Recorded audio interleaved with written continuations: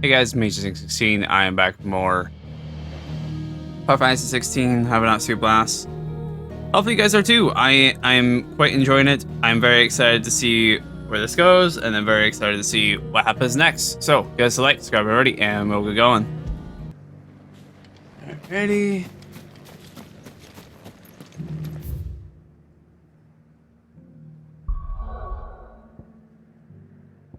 And do this one, and then everything. I should be able to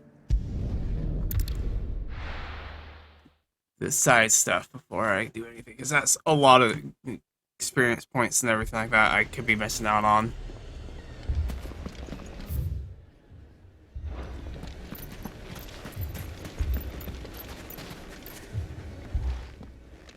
Sid, your new companion appears much more formidable than your uncle. Should I be worried? You haven't been introduced. Jill, Clive has told me much about you. All lies, I'm sure. Your Stolas said that Dalamil has a bandit problem. Indeed. Although, you're a little late. They left with our food and guild days ago. Any idea where they went? The desert's a big place. Your guess is as good as mine. But the fact is, I have more immediate concerns. What did you say to me? What did you say? Ah, as if by magic. Let's just say we've yet to reach a consensus about how to solve Dalamil's little problem. And at this rate, it won't be the actions of the bandits which prove to be our undoing. It will be our own. I've tried reasoning with the dissenting parties, but even the Desert Hare has limits. Perhaps we could talk to them. What makes you think they'll listen to us? What makes you think they won't? She makes a fair point, Sid. And you won't have wasted much of your precious time if you fail. They're just across the courtyard.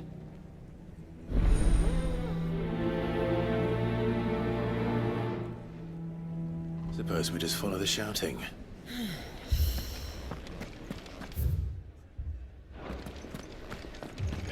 Fucking thieving bastards!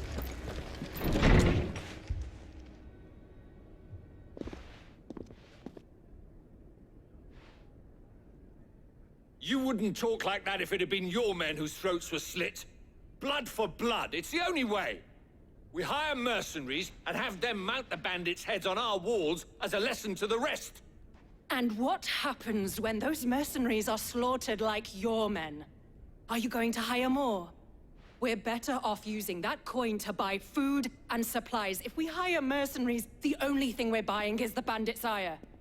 And you cannot fill empty bellies with that. Do you hear me? But what happens when they come back? Maybe it'll be your throat that's slit. That's enough. Both of you. Any more of this and I'll throw you out myself. Come back when you're ready to talk like adults.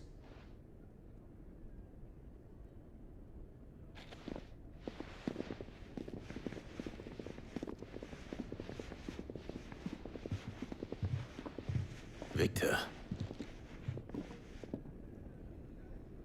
What's he doing here? Sid. And Lady Jill. What brings you here? I was about to ask you the same thing. Costness is in chaos, and the markets have all but ceased to operate. The Briar's Kiss here in Dalamil is the only place I can reliably obtain supplies. I was here to do just that when Master Lubor told me of his troubles. He thought I might be able to talk some sense into these fools.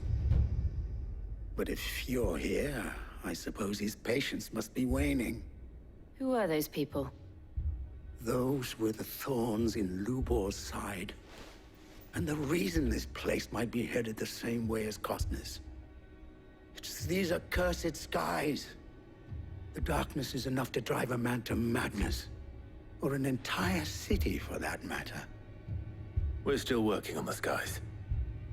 But in the meantime, perhaps we can find a solution to Dalamil's problems. I hope so. For all our sakes.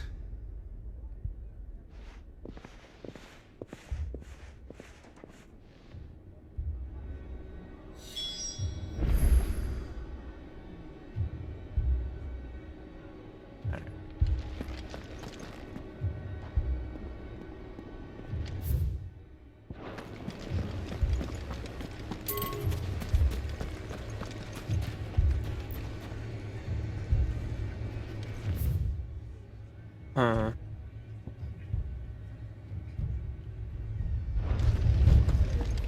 People take notice of wealthy men. Shouldn't be too hard to track down Karen's collector.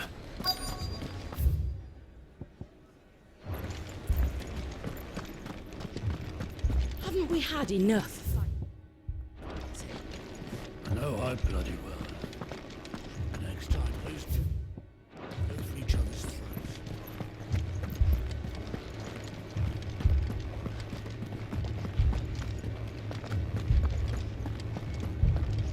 Welcome. If you're hoping for a bed, I'm afraid you'll have to look elsewhere. One of our wealthier patrons has purchased the use of every room, hoping to keep up.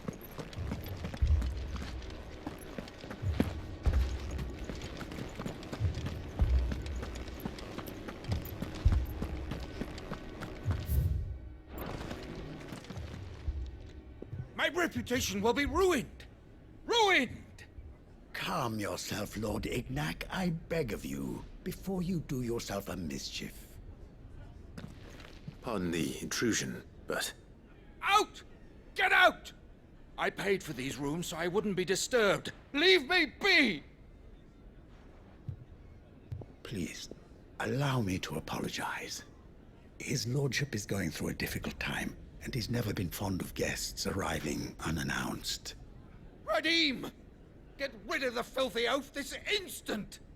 Oh. Very good, Lord Ignac. Would you mind stepping outside for a moment?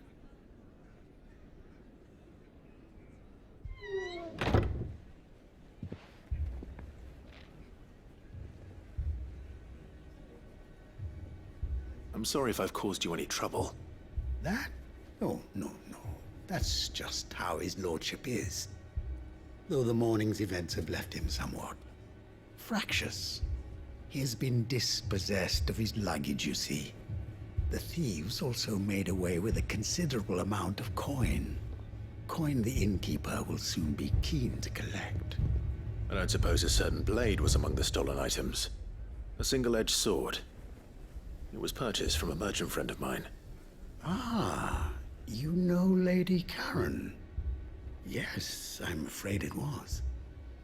Then I'll retrieve Lord Ignac's luggage. But I have one condition. You have but to state it. You are welcome to anything that is within my power to grant. I want an audience with Lord Ignac. A few minutes should be enough. Then I'll be on my way. A condition I would be a fool to refuse. Of course, you shall have your audience. I don't suppose you saw where the thieves went. I did not, no. Though some discreet inquiries made on his lordship's behalf mean that I know where you might find them. The bandit's bed. Every ill-gotten coin in Dalimil is said to pass through that disreputable corner of the Valcroy. And that's where I'm heading. I shall speak to Lord Ignac in your absence, and arrange for an audience upon your triumphant return. That will be very kind of you. Farewell, and best of luck.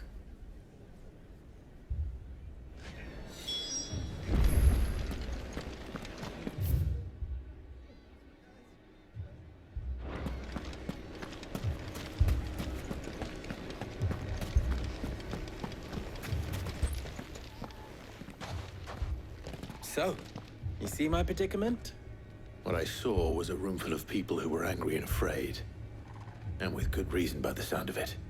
But if left to smolder, that anger and fear could set the entire town alight. My thoughts exactly. What to do? Both sides wish to protect their homes and livelihoods, if only they could agree on how. But as long as they are divided, we are vulnerable.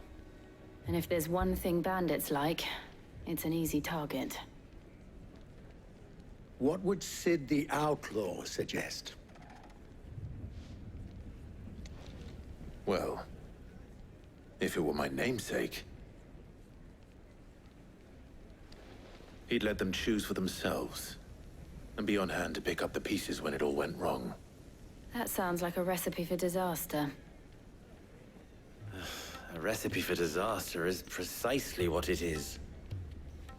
But perhaps that realization would be enough to make them question the ingredients. While it's plain neither Conrad nor Natalie will countenance the other's proposal, it may still be possible to make them doubt their own. Before presenting them with a third option. And that would be? To pool our resources and save the city ourselves. Why fight each other? When all that fear and anger can be directed at the bandits. It appears we have a plan of action. Victor, pay Conrad a visit. See if you can't convince him of his folly. I'll speak with Natalie. As you wish. Your faces are not well known in this town. That may prove useful. Don't worry, Victor and I will do most of the talking. You need only play along. Play along. What he means to say is yes.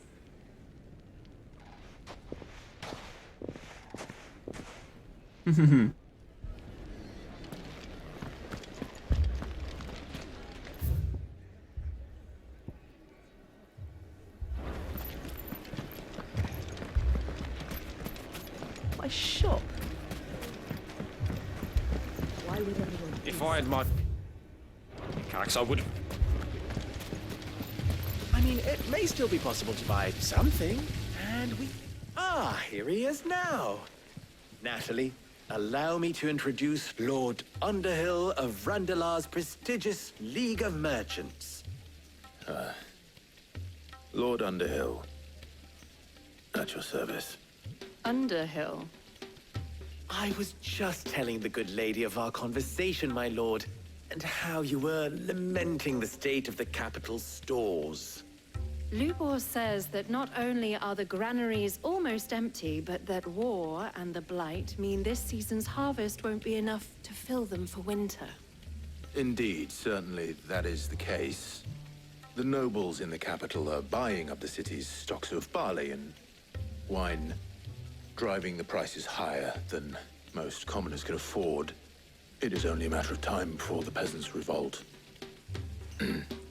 It is worse than I thought.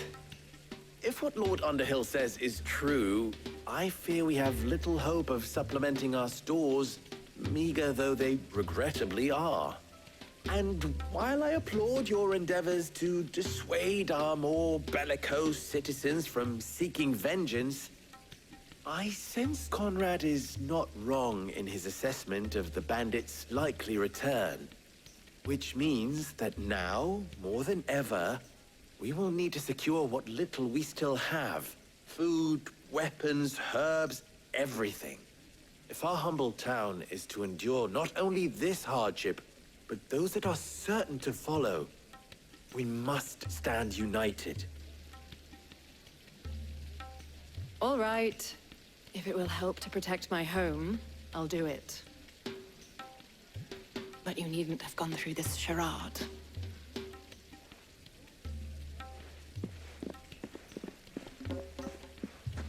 Thank you, Clive. Your performance was nothing if not workmanlike. She saw right through it. I didn't say it was good, merely that it produced the desired effect. Now, my scouts should be returning shortly. Meet me back at the Briar's Kiss, and we shall see what we face.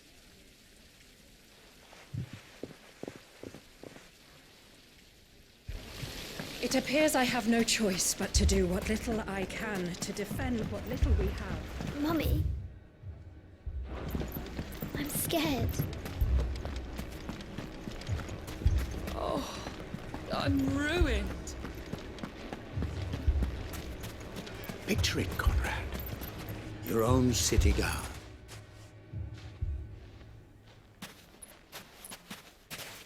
Ah, here she is. The Lady of the Spear herself. Conrad, may I introduce you to Jane, commander of the Red Wings, the oldest mercenary guild in the Free Cities. A pleasure, my lady. The pleasure is all mine. As I told you, I summoned the commander here from Canberra to inquire about a contract. Victor says you told him no. That there aren't any men left to hire. Is that true? True as the crystals cracked.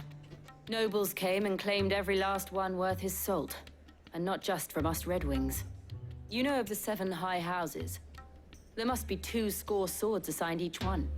Granted, we have a few boys left. If it's boys you're looking for. Well, Conrad, are you saying that Dalamil's finest cannot defend this town better than a gaggle of unblooded striplings?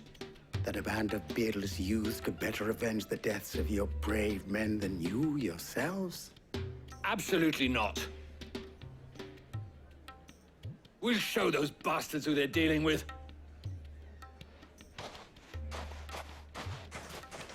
I can't believe that actually worked. Conrad's not what you call the brightest candle in the crypt. And there's a reason why I had you do the talking and not Sid. Well played, milady. I'm not convinced our roles in this ruse were entirely necessary. I don't know. Conrad seemed quite taken with you.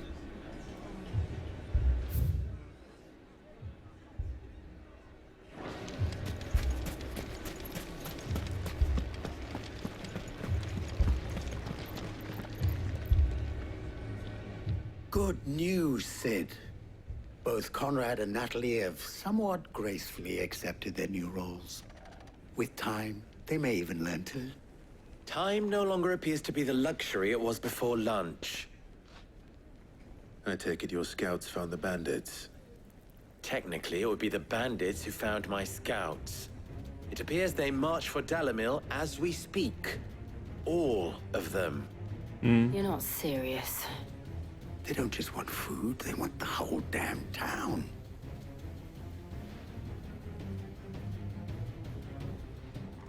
I have a favor to ask.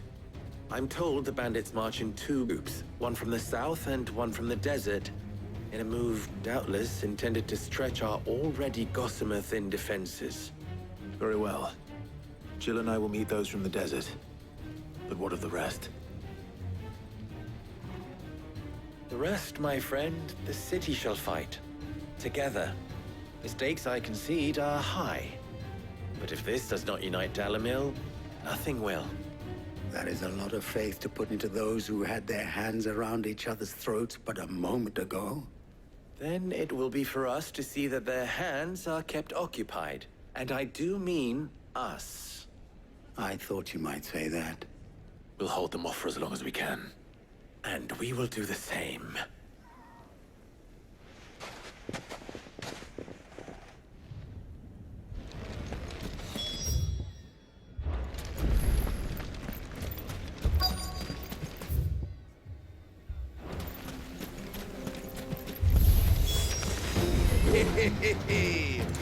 Go women's vodka. I'll take that one.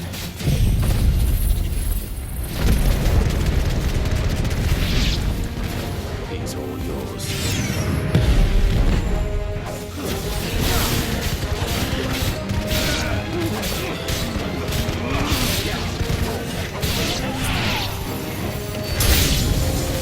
They mean to overwhelm us.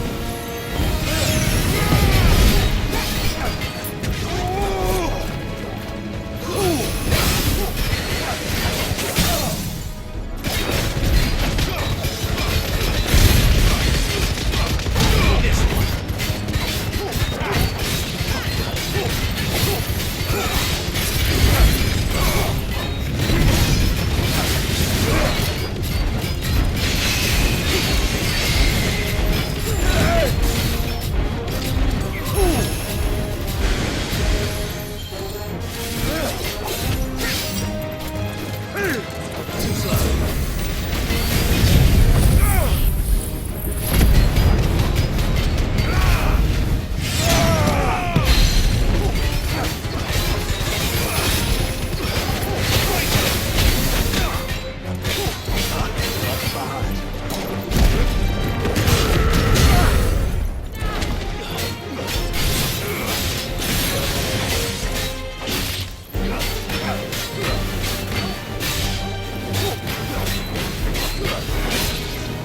over.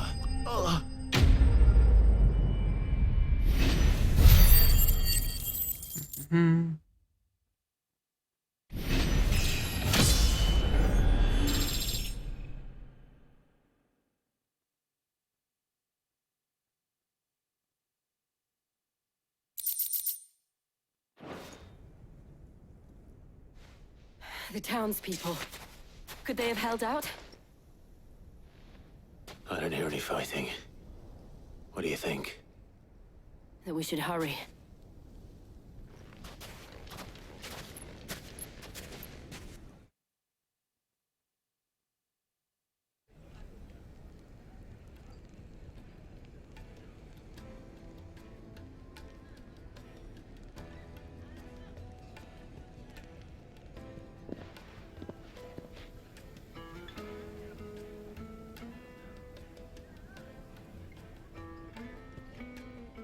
Natalie, I owe you an apology. You did well out there. The inn would have been lost had you not held the line. Without you, there would have been no line to hold. You saved us, Conrad. You saved Dalimil. We all saved Dalimil.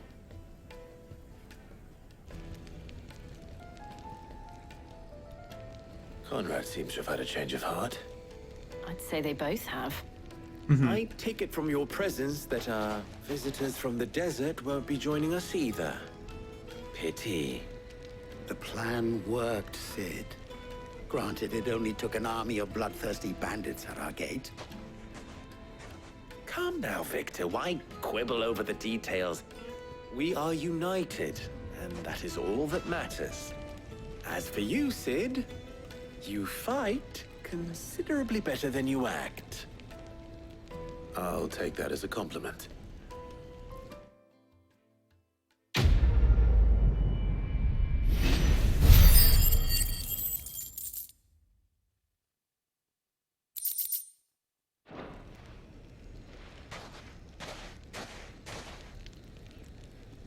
Our friends seem to have things under control. For now, at least. Let's go. Put Otto's mind at rest.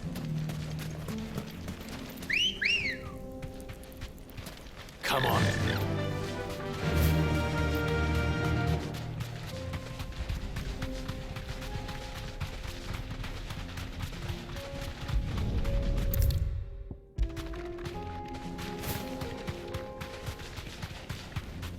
Talk to Otto in a second. Just want to try to get these taken care of so we can get better stuff for their smith and eat. Oh, I forgot to check on Torgal's thing.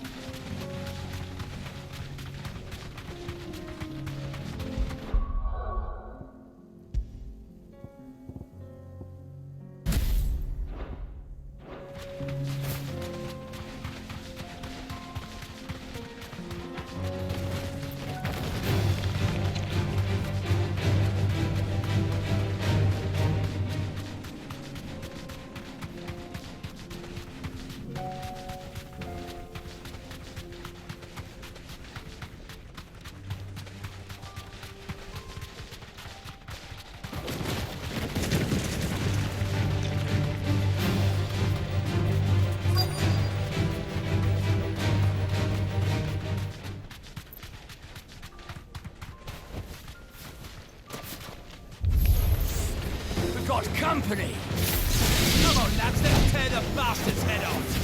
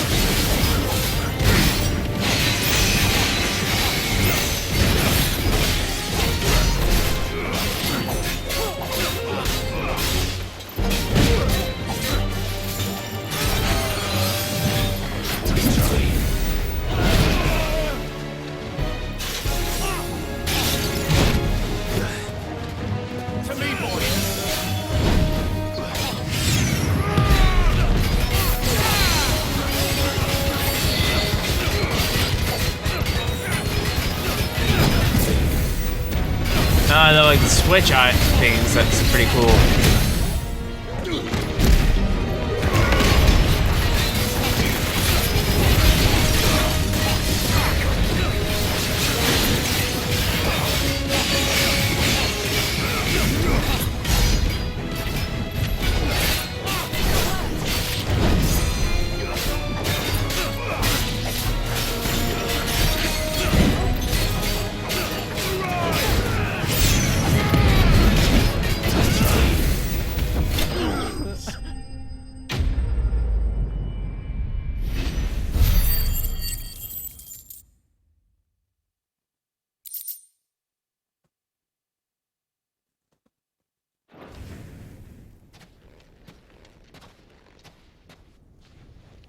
This must be Ignac's luggage.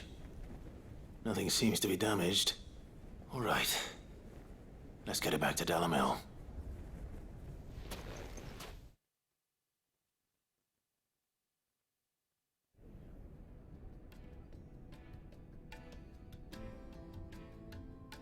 I hear I have you to thank for the return of my effects. What shall I call you, my good man? Wyvern. Glad to make your acquaintance. A formidable name indeed. Well, Wyvern, I appear to be in your debt.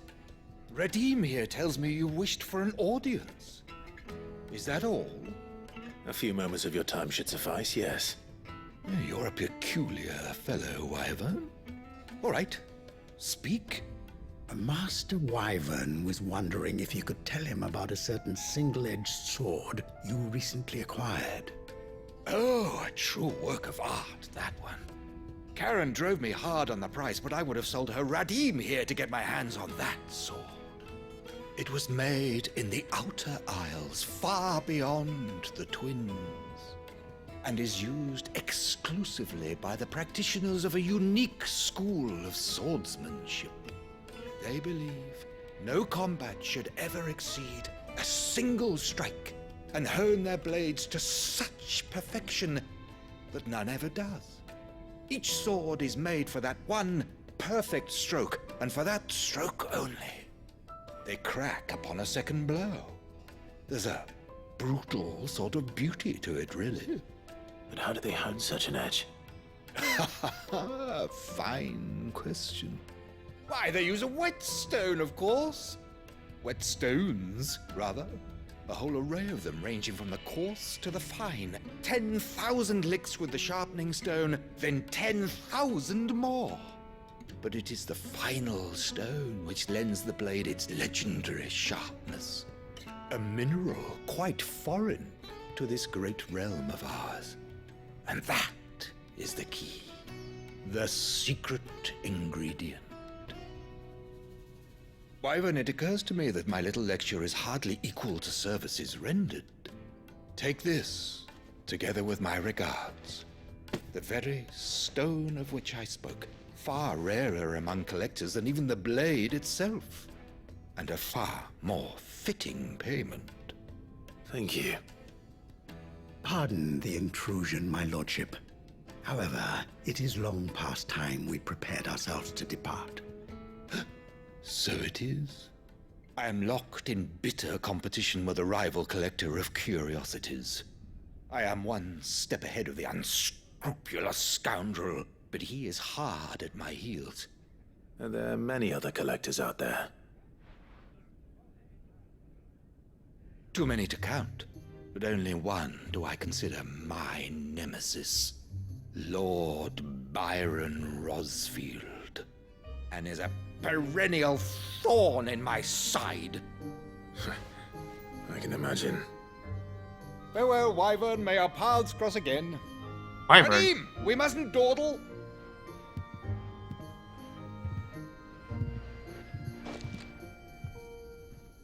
I think his lordship is rather taken with you, Master Wyvern. Thank you again for your assistance. Coming, my lordship. I'll be right there.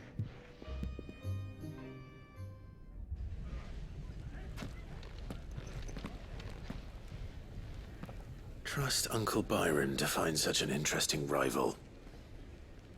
Now, let's see what Blackthorn makes of this whetstone, shall we? Let's do that real quick.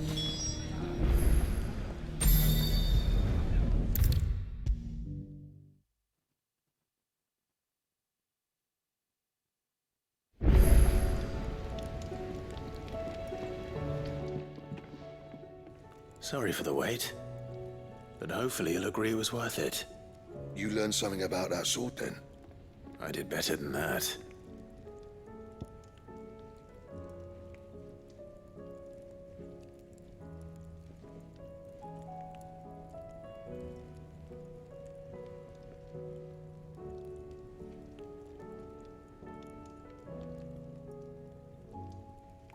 Oh, there.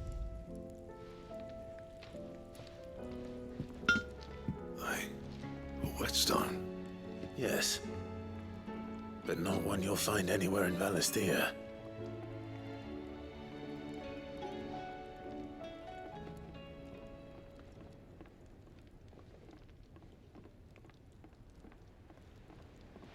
No wonder I couldn't get the same finish on the grinding wheel.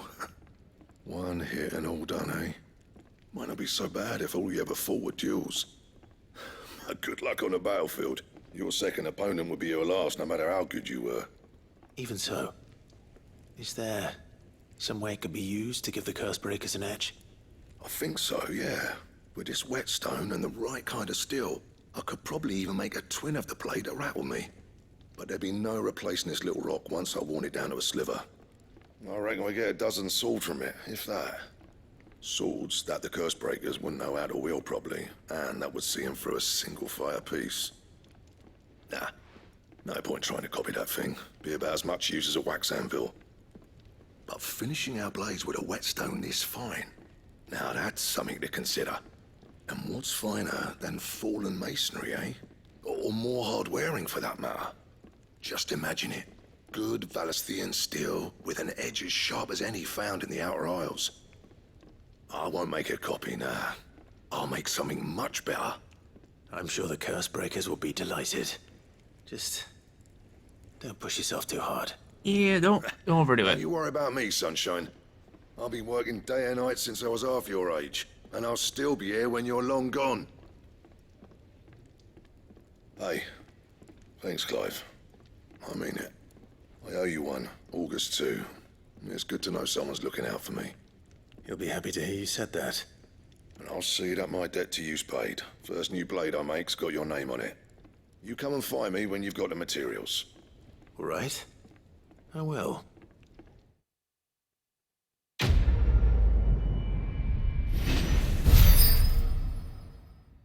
Wonder if I have the materials now. Oh! Excalibur.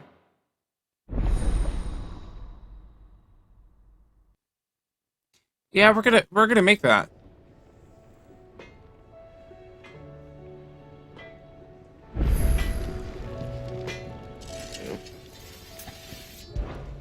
What do you want?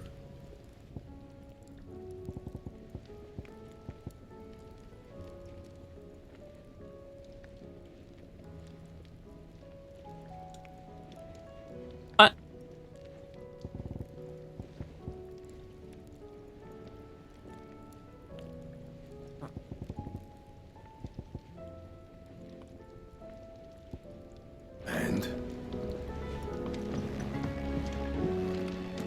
see the pair that got hauled into time?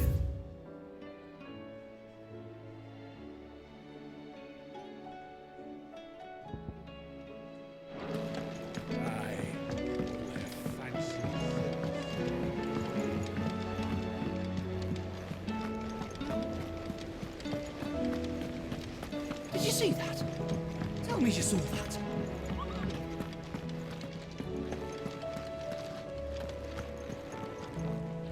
Was wondering when you turn up.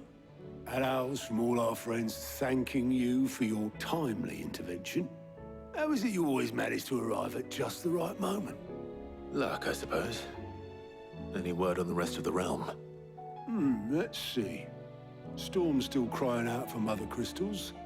The nations are still in chaos. And the skies are still the color of a kick in the kidneys 2 days on. So... Right. Clive, we knew this was going to happen. Well, not the bleeding skies part, but you take my point. Now's not the time to second-guess yourself. Now's the time to visit the infirmary. Talia says your brother's awake. Thank you, Otto.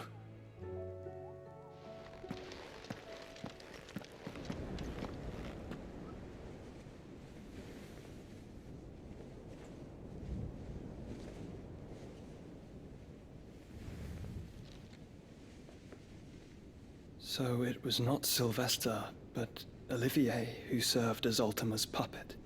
And when Dion learned of this, he sought to slay the fiend.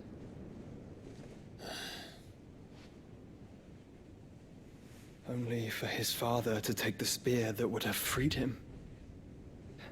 Enough to drive a man to madness. Small wonder he hasn't stirred. I would be afraid to wake. Had I but reached out to him sooner, warned him of the threat Ultima posed. But now, both an empire and her prince lie broken. Joshua, what do you know of Ultima?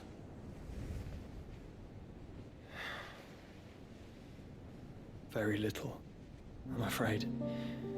Despite my best efforts. 18 years ago, as I lay buried beneath the rubble of Phoenix Gate, 'twas not death who came for me, but another.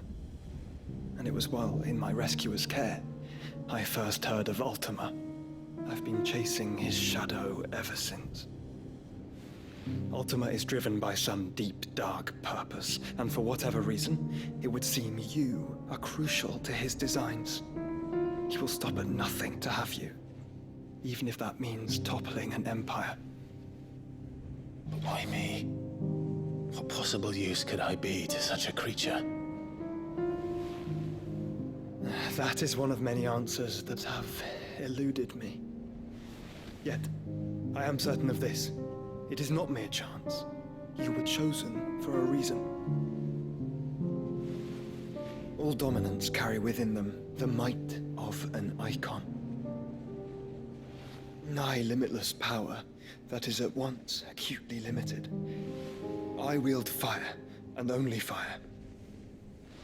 And I only ice. 8 wardens for 8 elements. But you, Clive. You are different. You're special. Your abilities begin with the flames of Ifrit. But they do not end there. The fact Ifrit can even exist goes against everything we thought we knew of dominance. Perhaps Ultima has been waiting for one such as you, whose potential is truly limitless. I've encountered that thing several times now. If it or he, as you say, needs me, why hasn't he claimed me as he did the boy? Were I to hazard a guess, I'd say the two of you are somehow incompatible. His mind not properly attuned to your body. His mind? Mind, awareness, spirit, call it what you wish. But I believe Ultima to be an embodiment of the concept. This is why I struggle and fail to contain him here inside me. I'm sorry. Inside you? With every setting sun, I feel my strength wane. And though the Phoenix's flames mend the prison I have made for Ultima, they do so at a cost. We must find a means to bring an end to him before I meet my own. What were you thinking? It was that or let him take Clive. And I've always had a soft spot for my brother. But that doesn't mean you should sacrifice yourself to save me.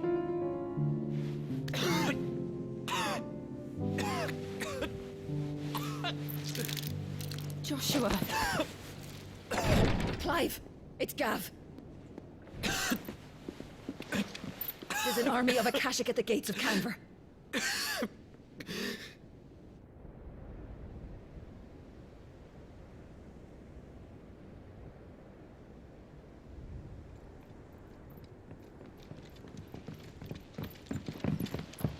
Well, what's the short of it?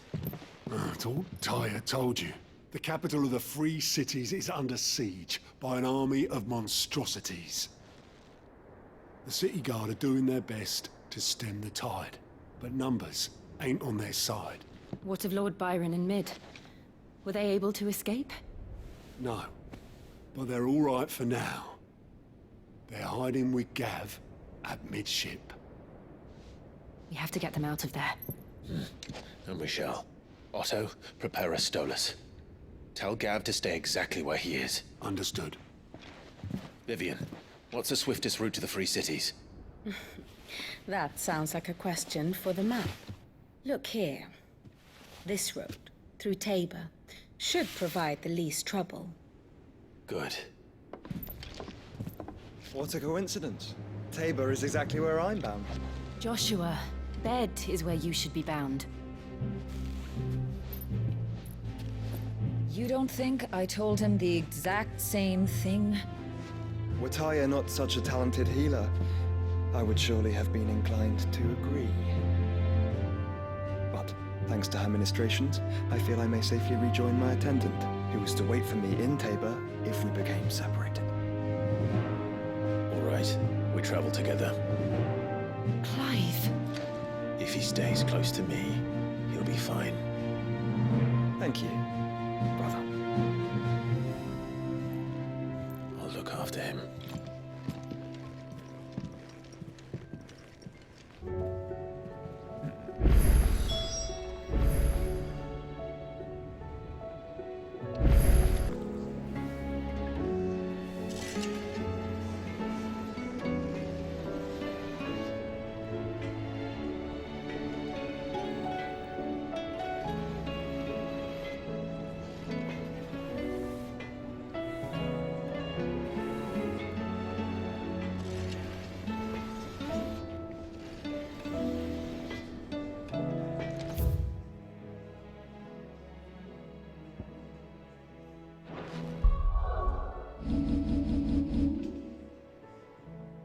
Oh, I'm still on the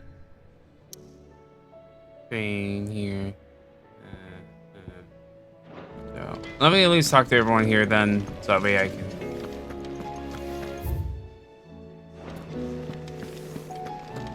Seems the hideaway has lost its appetite. Here, you put me in this situation, Clive. You can bloody well get me out of it. I need a hand with a recipe. Are you sure it's me you're looking for? I'm not much of a cook. I'm all the cook will be needing, thank you very much. What I want from you is a little of your time, right? Oh, and perhaps your sword.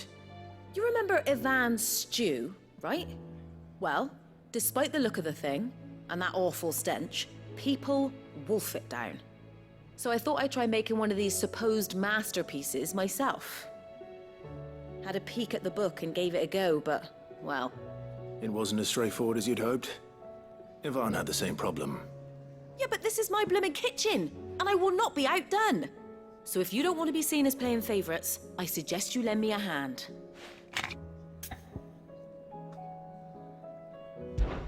I've never been one to play favorites, Molly. And I would be only too happy to lend you a hand. So, what's on the menu this time? A fried mortress of skyworm. That's one heck of a name, innit? Recipe seemed easy enough to an old hand like myself. Thought I'd followed it to a T. Only, turns out skyworm livers and drake's mint are not what I thought they were. At least I hope they're not, given the rancid mess they made. Yvonne said the recipes in the culinary pilgrimage date back centuries. Who's to say the ingredients even exist anymore? Wow. That's a question for a scholar, wouldn't you say? Perhaps you know of one? Kindly old fella who haunts the shelves, maybe? Fine. I'll go and speak to Harpocrates. Perhaps he'll know something. And if he does, I'll see if I can find your ingredients for you. You do that. Lest we forget, you've got a reputation to uphold.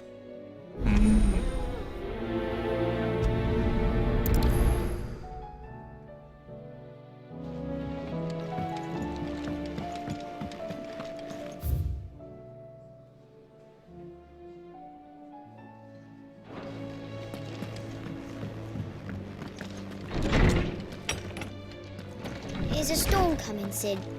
Will there be... Sid, perhaps you can help me solve a mystery. I can certainly try. Who's gone missing this time? It's not who, but what. Mid's scales, the ones she made for her workshop. I borrowed them to teach the little ones about weight, and shortly after the lesson, well, they vanished. My first thought was that they'd taken them off somewhere to play, but when I asked, they swore they had nothing to do with their having disappeared. Which almost certainly means they had everything to do with it. Perhaps a visit from Sid will jog their memories. I think it just might. Thank you. I don't like to imagine that my pupils would lie to me. But if they have, I'll have no choice but to discipline them accordingly. They were in the atrium when I last saw them. As always.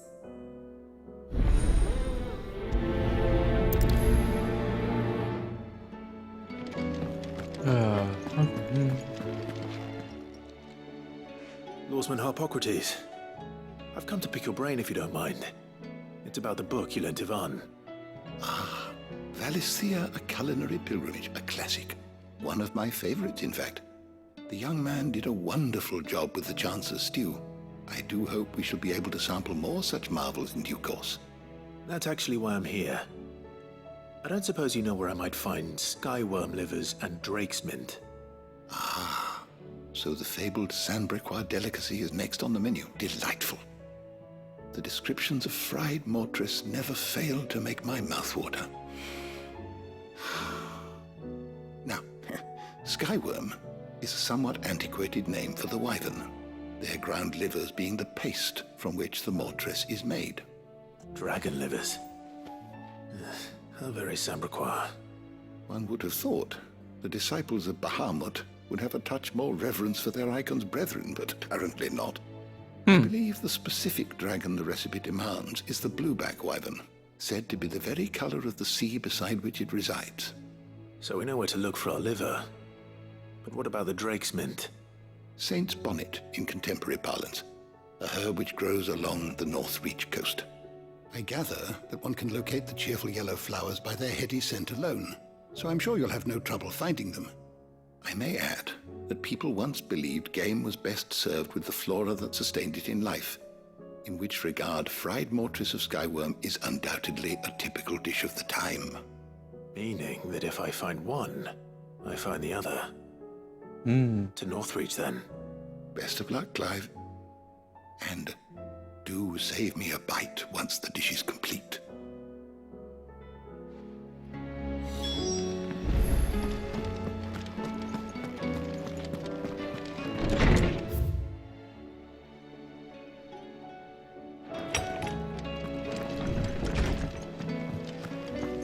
It seems the hideaway is lost its appetite.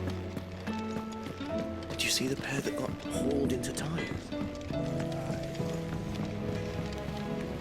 Coots, what you got for me? What am I gonna do? Is everything all right, Goots? You seem more discomposed than usual. Oh, I don't know what that means, but I'm in a bit of a muddle. Oh, I think Nan might be in trouble, and she's... It's all right. You can tell me.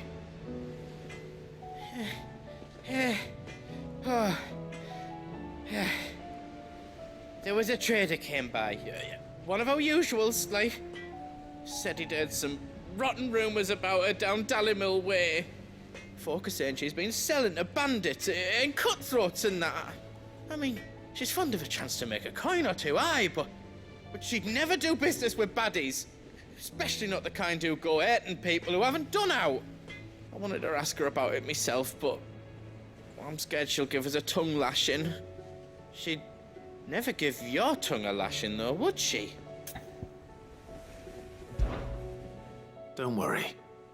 I'll speak to her. Oh, thanks, Clive. You'll let me know what she says, won't you? Of course. I'm sure it's all just a misunderstanding. Yeah, let's hope it's just a misunderstanding.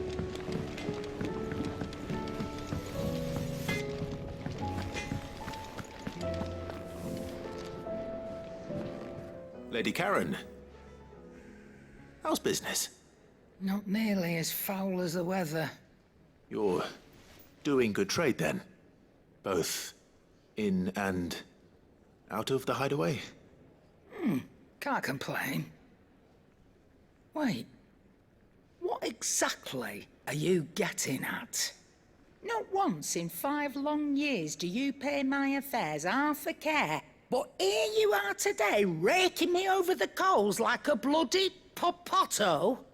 Just asking. Out of interest. All right. I'm here because I was told that certain rumors have been circulating. About you selling weapons to brigands. Oh, are you? And who was it who knows me so well as to tell tales of my evil exploits? I didn't exactly hear firsthand. All I know is that someone in Dalimil has been spreading word to that effect. And what? You believe it? You think I'm profiting off the blood of innocents, do you? Look, I've done things I'm not proud of. Might be there were a time when I turned a blind eye to the wretchedness of the world so I could line my pocket. But that woman is no more. And you'd know that if you'd ever paid the slightest bit of notice. You're right, Lady Karen. I apologize. It was wrong of me to doubt you. No, it was. Now, I reckon you've got better things to do than pointing your do-gooding finger at a poor old woman. Of course. Good day.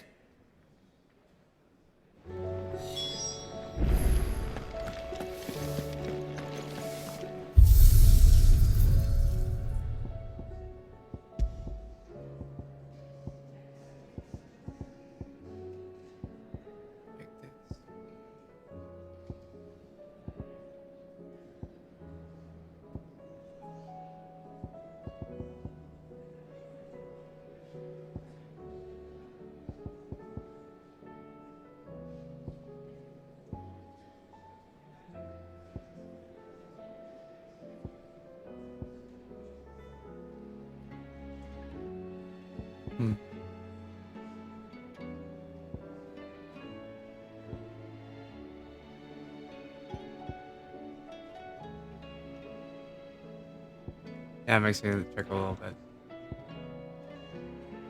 Invictus is such a cool weapon now. I had a friend of mine sent me a replica of it for my birthday. Very cool.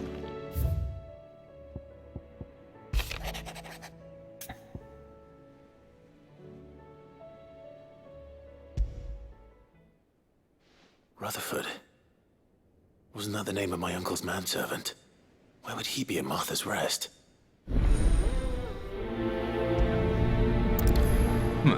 Move like Butler. Ah, that's funny.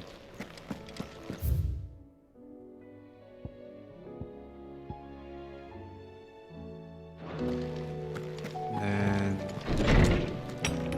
let's go up here, get the other one done.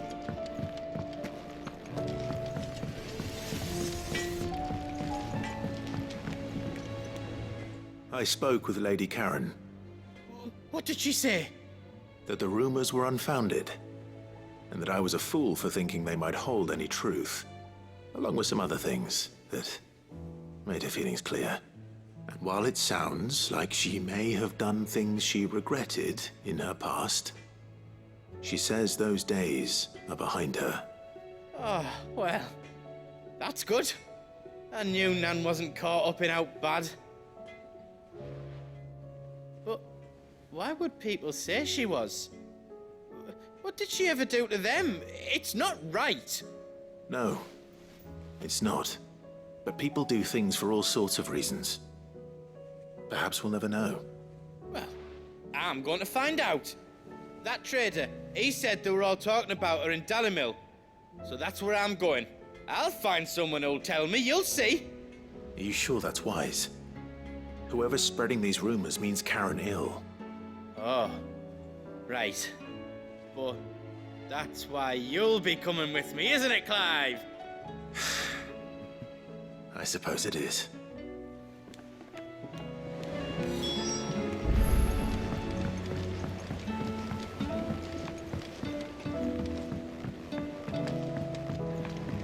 I heard the Emperor was impaled on his own son's spear. We're all gonna die! You hear me? The Akashic are coming and they won't. What do you reckon we should do? I say we should just tell Miss Shirley. You'll get us all straight. I'm telling you, I can fix them.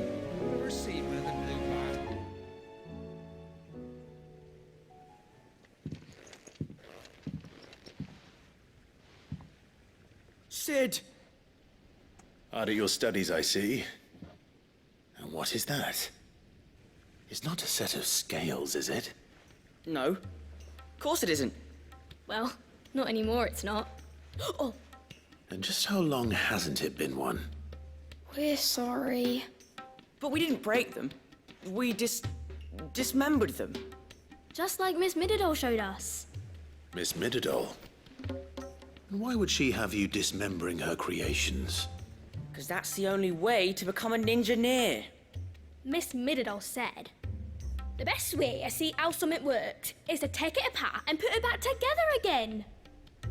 Well then, your work is already half done. Carry on. About that. The taking apart was easy enough, but it's the putting back we can't work out. Speak for yourself. The heavy thing goes at the bottom. Then...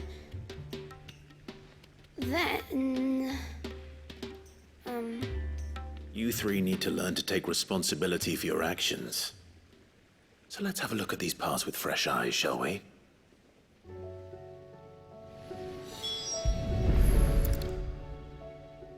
All right. Everything here was once part of Miss Mididol's scales. Every piece has its own role to play, and each is just as important as the others. If even one of them is missing, the scales won't work. So let's think about what those roles might be. You already know one of the pieces. The body. Its role is to support everything else. But what of the others?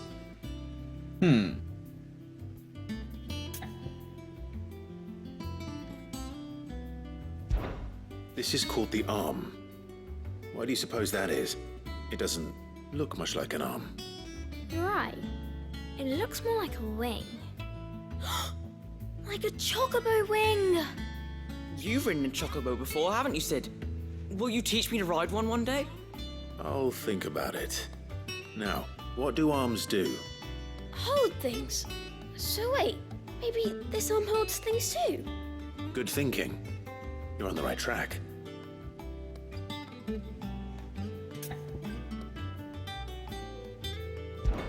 These round parts are called the pans. You all know what a pan is, don't you? I do.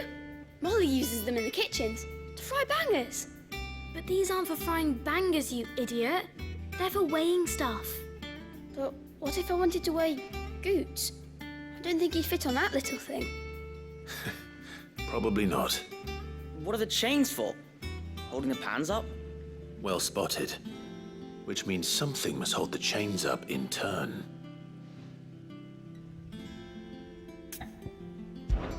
This tiny piece is what's called a cogwheel, or gear. Have you ever seen one before? Miss Miradol's dungeon is full of them. Most are on the floor. She puts them in all her inventions. They spin round and round and round and round and... That's right. They're very useful when you want to make things move. Do you remember if there was anything on the scales that moved? I remember the arm moved when I tried weighing an apple. And then somebody ate it. Not my fault. You should have tried weighing it before lunch.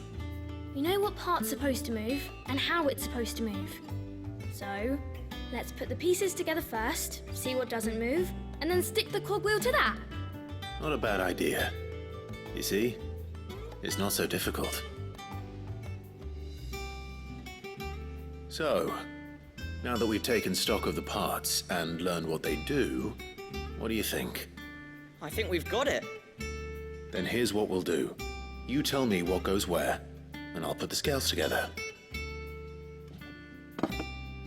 Well, obviously you need to start with the body. All the other pieces fit onto it, don't they? And the arms go on the body, just like real arms. Or wings, if you're a chocobo. And then the arms hold the pans by the chains. Very good. Let's see if that works. Ah, all finished. Yes! We did it! Well, with Sid's help. Oh, I just put the pieces together. It was you three engineers who showed me how. That's right. We're Miss Miradol's hairs. Her hairs? Yeah, hairs for the future. She's showing us her secrets now, so we can help out the hideaway when we're older. What do you think, Sid? Are we almost ready? With a little more help from Miss Miradol and Miss Shirley, I'd say it won't be long at all. You hear that? It won't be long. Until then, though, do try to be honest with Miss Shirley.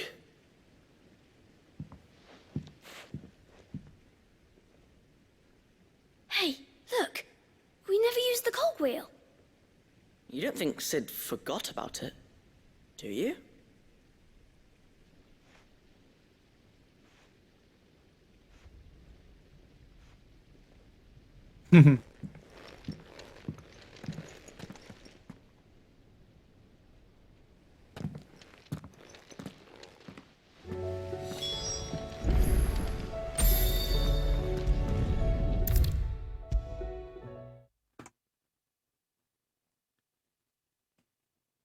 Is a storm coming, Sid? Will there be... Well, did you solve the mystery? It was as you thought. The children had the scales, or the parts of them at least. They dismantled them to see how they worked. Oh, no, Mid will have my head. Thankfully she won't. This might even have been her idea. Although I was the one who ended up teaching the lesson. I'm so sorry, Sid. I know how busy you are. I shall see that the children are properly punished. Please, there's no need. Mid seems to have taken the three of them under her wing. She's even calling them her heirs.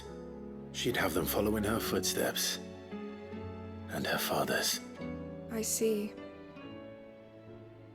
Sid, do you know why Mid has been spending so much time at the hideaway of late? She told me it was because her studies have been interrupted by events in Canva. Is that not true? No, it isn't. The university offered her a commission. In exchange for full tuition, room and board, they asked her to oversee the design of several new war engines. To anyone else it would be an opportunity, but to Mid, who lost both her parents to war, it was a bitter pill. One she was none too keen to swallow. But that should come as no surprise. She's only ever cared about bringing people hope. The very last thing war can be said to do. Which explains her heirs.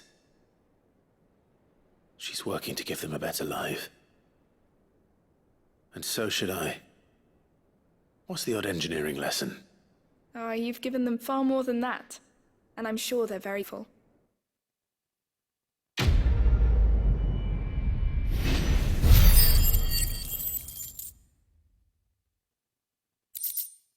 Sweet.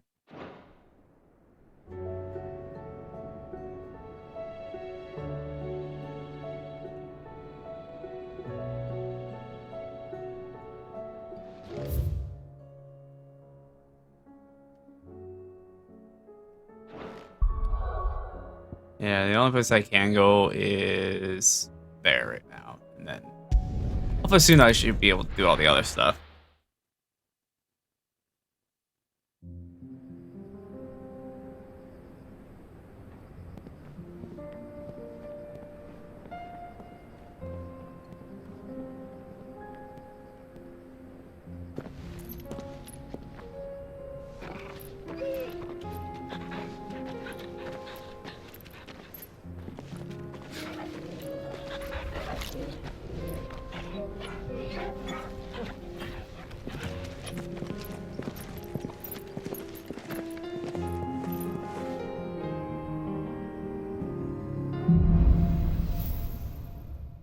Dagger. Marvel character. It's like a dream. The four of us out walking like we used to. Enjoying this, are you? Gav and the others could be in danger as we speak. You're right. I'm sorry. Yote is a fine scout. If Kandor was attacked, she will already have begun gathering information. Tabor isn't far. We should pick up the pace.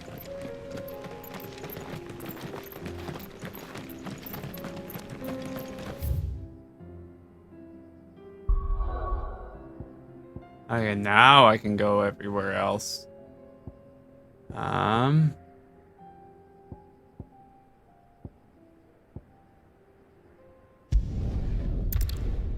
get all that's done with and everything.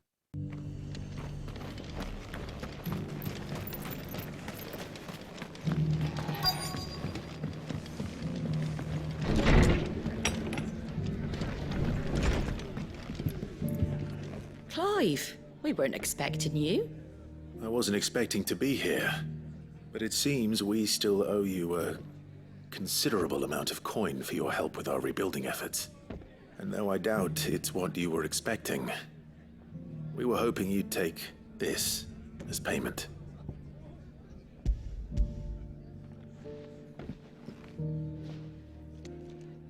A star ruby? I can't accept this. It's worth at least twice what you owe me. More if you can find yourself the right buyer. Think of the difference as interest. Interest? If word got out I charged that much, no one would ever borrow from me again. Anyway, why are you the one here asking me about this? I'd have expected Otto. Bit much sending the Lord Marquis out to settle your debts, isn't it? The old goat working himself to death again. Something like that. Most days I think he's the only reason the hideaway's still standing. Same as always, eh? Back when the place was nothing but a twinkle in the eye of a recently retired Lord Commander, word is he was the first one Sid reached out to. Probably knew that without his strong arm and level head, the idea would never get off the ground. Sid may have been the face of the hideaway, but Otto's always been the backbone. And when Sid passed away, we were all worried that would be the end of it. That Otto would just give up. His death was hard on everyone. But it must have hit Otto hardest of all. But he didn't give up, did he? Quite the opposite, in fact. If I recall, he was the one who nominated you as Sid's replacement, and rallied the rest around you. I reckon what he saw in Sid, he saw in you too. And don't we all? Doesn't hurt that you're half as stubborn and twice as handsome, neither. That, and you keep good company. I suppose I do.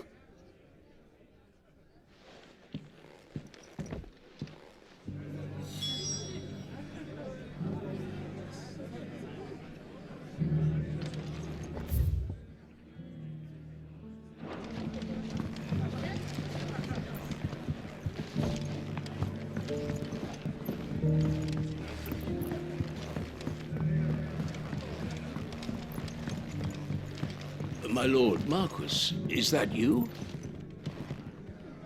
It is you. Then you received my letter. I am Sebastian Rutherford, Chief Steward of your Lord Uncle's estate. Of course. We met once before. Yes, my lord. Thank you for coming. And what was so sensitive that you couldn't put it in writing? 1,000 apologies, my lord.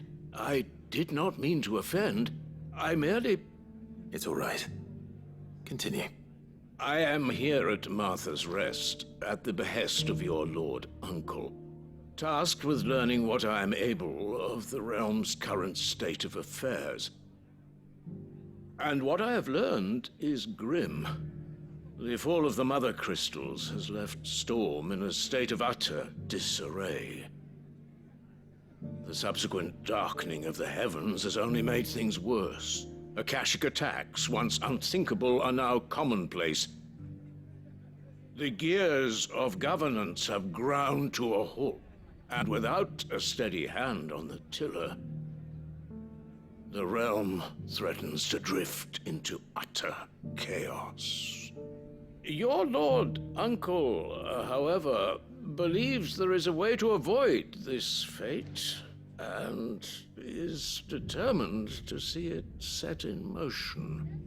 That sounds like quite the undertaking. It is. Hence my having enlisted the aid of several colleagues serving the 7 high houses. Alas, I have lost contact with 2 of those colleagues already. They are both able-bodied and trained in the sword, yet in these dark times, even that may not prove sufficient to keep a man safe on the road. So you want me to find them? I'll need to know where they went. One I sent to investigate the Republic, the other the old Imperial capital of Oriflamme. That doesn't exactly narrow it down. I suppose I'll start in Dalamil and work my way east. Thank you, my lord. I shall pray for your success and safety.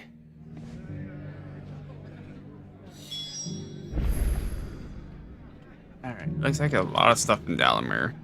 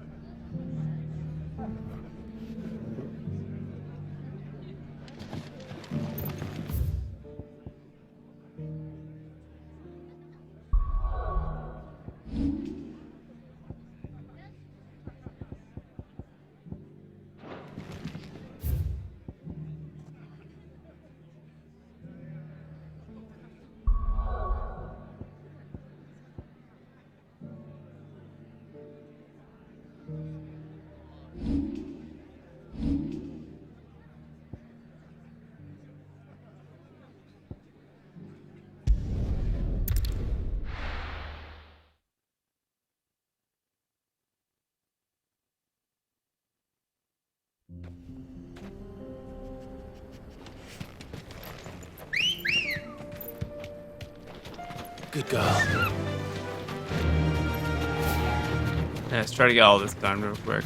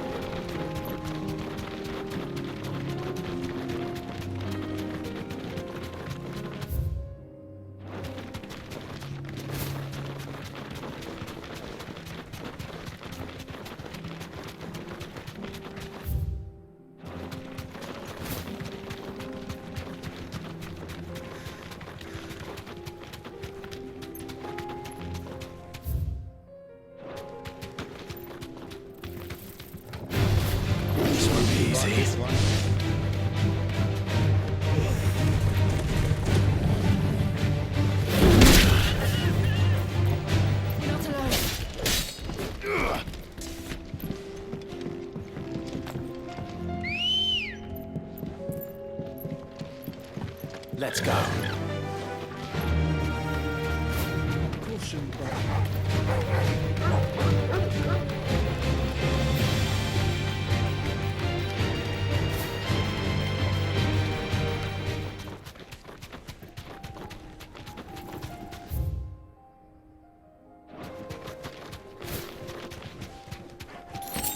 What?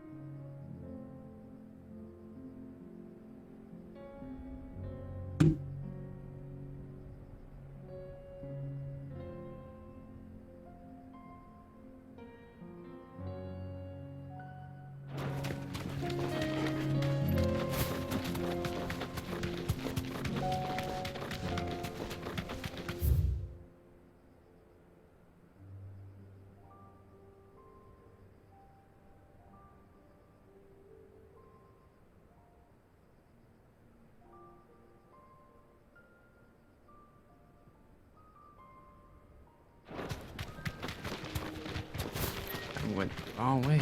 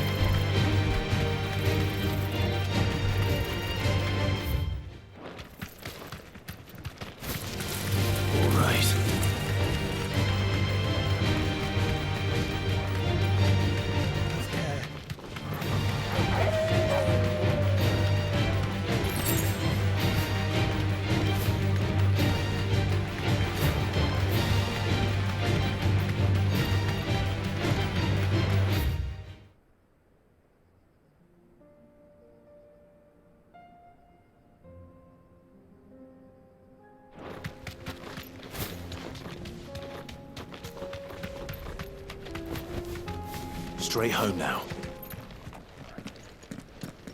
There it is.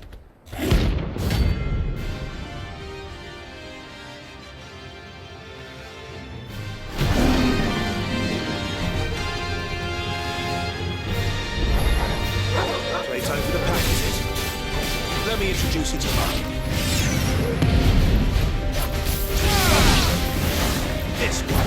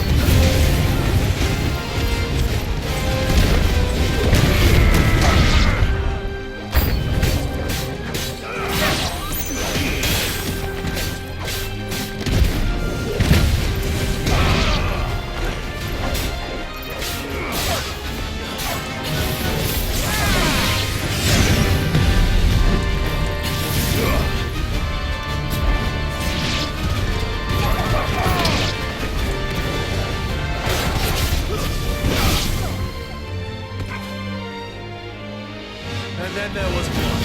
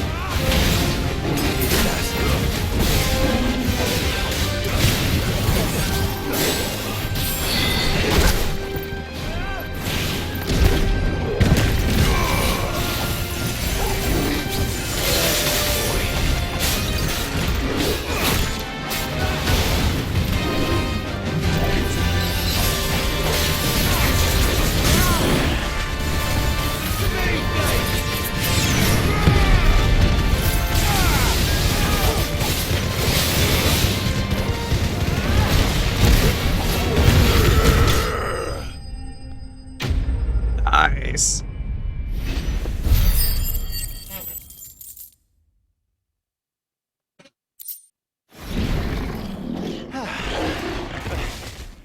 That wasn't too bad, was it, Torgal?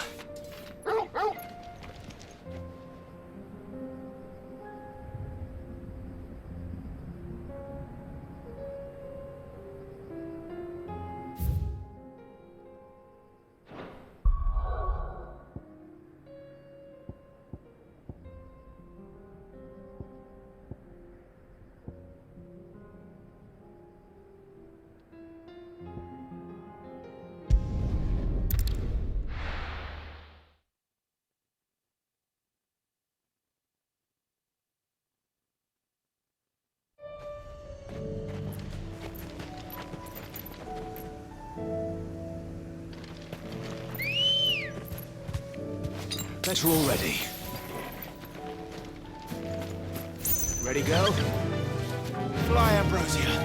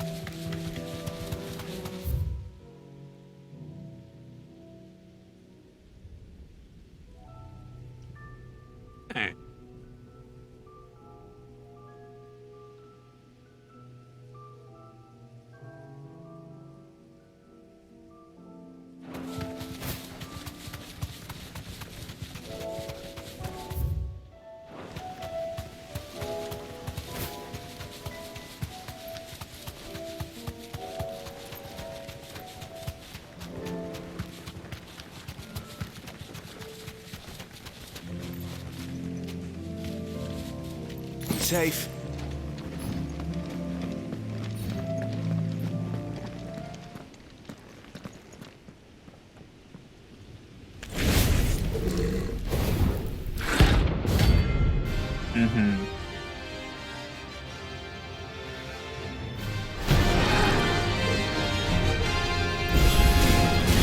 What we have here? Greetings, Your Majesty.